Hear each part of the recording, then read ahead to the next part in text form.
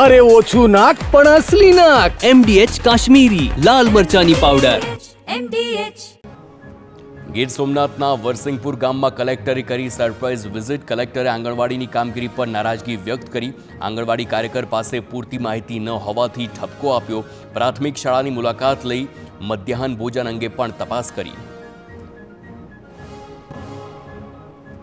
પંચમહાલમાં ધર્માંતરણ મામલે જગતગુરુ શંકરાચાર્યએ પ્રહાર કર્યા. જગતગુરુ શંકરાચાર્ય સ્વામી સદાનંદ સરસ્વતીએ કહ્યું, આદિવાસીઓને લાલચ આપી ધર્માંતરણ કરવામાં આવે છે. માતા પિતા પાસેથી આવેલા ધર્મને બદલી ન શકાય. હિન્દુઓને ધર્માંતરણ કરવાની કોઈ જરૂર જ નથી. અમદાવાદની પ્લેન ક્રેશ દુર્ઘટનામાં જીવ ગુમાવનાર દીવના 14 મૃતકોના પરિવારને સહાય અપાઈ. મૃતકોના પરિવાર દીઠ 4 લાખ અને ઘાયલ થયેલા મુસાફર વિશ્વાસને 50,000ની સહાય અપાઈ. મુખ્યમંત્રી રાહત કોષમાંથી આપવામાં આવેલ સહાયની રકમ આજે દીવ મુક્તિ દિવસ નિમિત્તે દીવ કલેક્ટરના હસ્તે પીડિત પરિવારને અપાઈ. કોંગ્રેસે ખેડાના ફાગવેલથી જન આક્રોશ યાત્રાના બીજા તબક્કાની શરૂઆત કરી. યાત્રા દરમિયાન કોંગ્રેસ પ્રદેશ પ્રમુખ અમિત ચાવડાએ કેન્દ્રની ભાજપ સરકારને આડે હાથ લીધી. મનરેગા યોજનાનું નામ બદલવા પર કહ્યું કે ભાજપ સરકારે એવો એક પણ કાયદો નથી બનાવ્યો જેનાથી સામાન્ય વ્યક્તિને ફાયદો થાય. યોજનાનું નામ બદલવાથી લોકોનું ભલું નથી થતું. રાજ્યમાં SIR બાદ કમી થયેલા મતદારો અંગે કોંગ્રેસ પ્રદેશ પ્રમુખ અમિત ચાવડાએ સવાલ ઉઠાવ્યા. કહ્યું કે આટલા વર્ષો સુધી આ નામો કેવી રીતે ચાલુ રહ્યા? એક વ્યક્તિ અનેક મત ભાજપ અને ચૂંટણી પંચનું નેક્સસ હોવાનો આક્ષેપ કર્યો. સાથે જ અમિત ચાવડાએ માંગ કરી કે પારદર્શક રીતે મતદાર યાદી બને. રાજકોટ બાર એસોસિએશનની ચૂંટણીનું પરિણામ જાહેર. પ્રમુખ તરીકે RBA પેનલના સુમિત વોરાની જીત થઈ, જ્યારે સમરસ પેનલના ઉમેદવાર સુરેશ ફળદુ હાર્યા. ઉપપ્રમુખ પદે સમરસ પેનલના સિદ્ધરાજસિંહ જાડેજાનો વિજય.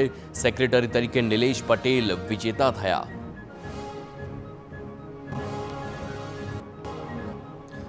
સુરતમાં 20,000ની લાંચ લેતા નિવૃત્ત અધિકારી સહિત 3 શખ્સો ઝડપાયા. ACBએ છટકું ગોઠવી 3 આરોપીઓને ઝડપી પાડ્યા. જિલ્લા રજિસ્ટ્રાર સહકારી મંડળીના ઓડિટર, નિવૃત્ત ઓફિસ સુપ્રિન્ટેન્ડન્ટ તેમજ કોમ્પ્યુટર ઓપરેટરની ધરપકડ. મજૂર મંડળીની નોંધણી માટે માંગી હતી લાંચ.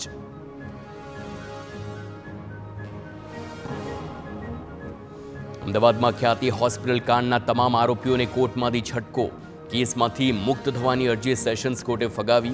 ખોટા ઓપરેશન કરીને નિર્દોષ વ્યક્તિના મોત મામલે કાર્તિક પટેલ અને રાહુલ જૈનના કેસ મુક્ત કરવાની અરજી ગ્રામ્ય સેશન્સ કોર્ટે ફગાવી.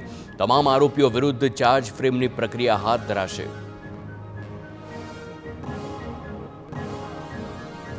વડોદરાના માંજલપુર વિસ્તારમાં 60 વર્ષના ચોરની ધરપકડ. વડસર રોડ પર આરોપી સોના અને રોકડની ચોરી કરીને ફરાર થયો હતો. 10 તોલા સોનું અને 60,000 રોકડની ઉઠાંતરી કરી હતી. આરોપી સામે અગાઉ પણ નોંધાઈ ચૂક્યા છે ચોરીના ગુના. મહેસાણામાં સતલાસણામાં તસ્કરોએ એક જ રાતમાં 14 દુકાનોના તાળા તોડ્યા. ગંજ બજારમાં 7 પેઢી અને હાઈવે પરની 7 દુકાનોમાં ચોરી. તસ્કરોએ 8 લાખથી વધુની ચોરીને આપ્યો છે અંજામ. ચોરી અટકાવવા ગયેલા ચોકીદાર પર જીવલેણ હુમલો. તસ્કરોના પથ્થરમારામાં ચોકીદારના માથા પર ગંભીર ઈજા. સતલાસણા પોલીસે ગુનો નોંધીને તપાસ હાથ ધરી.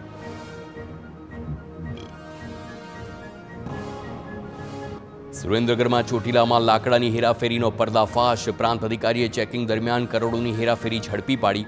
રાજકોટ ચોટીલા હાઈવે પર 15 ટ્રકમાં લઈ જવાતા હતા લાકડા. કોઈ પણ જાતની મંજૂરી વગર લીલા લાકડાની કરાતી હતી હેરફેર. પોલીસે 2 કરોડ 40 લાખનો માલ જપ્ત કરી તપાસ હાથ ધરી.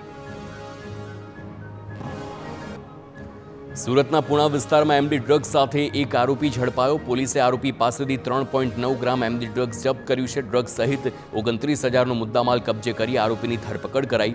આરોપી ડ્રગ્સ ક્યાંથી લાવ્યો તે દિશામાં તપાસ. MDH ચણા મસાલા.